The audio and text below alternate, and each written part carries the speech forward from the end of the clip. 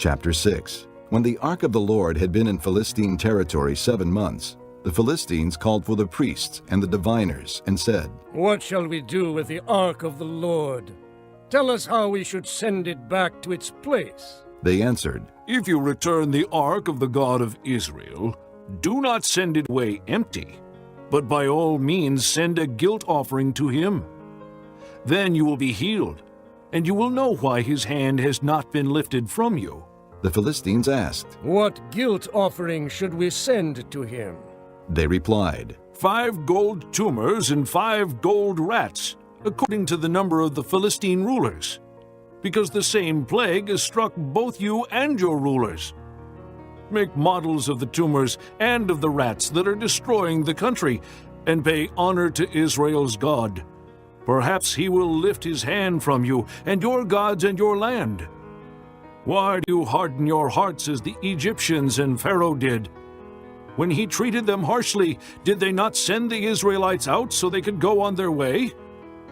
Now then, get a new cart ready, with 2 cows that have calved and have never been yoked.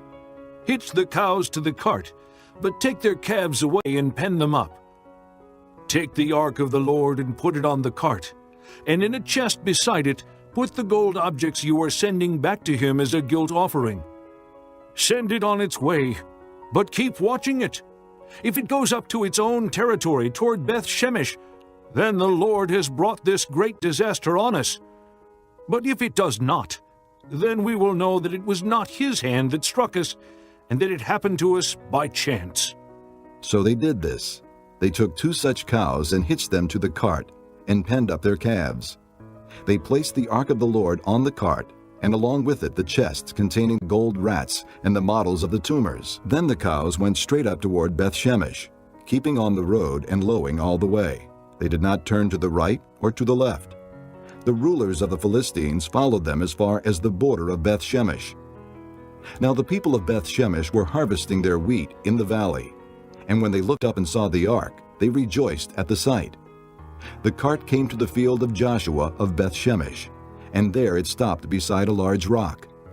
The people chopped up the wood of the cart and sacrificed the cows as a burnt offering to the Lord. The Levites took down the ark of the Lord, together with the chest containing the gold objects, and placed them on the large rock. On that day the people of Beth-Shemesh offered burnt offerings and made sacrifices to the Lord. The 5 rulers of the Philistines saw all this, and then returned that same day to Ekron. These are the gold tumors the Philistines sent as a guilt offering to the Lord, 1 each for Ashdod, Gaza, Ashkelon, Gath, and Ekron. And the number of the gold rats was according to the number of Philistine towns belonging to the 5 rulers, the fortified towns with their country villages. The large rock on which they set the ark of the Lord is a witness to this day in the field of Joshua of Beth-Shemesh.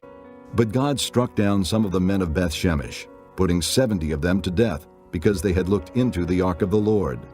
The people mourned because of the heavy blow the Lord had dealt them. And the men of Beth-Shemesh asked, "Who can stand in the presence of the Lord, this holy God?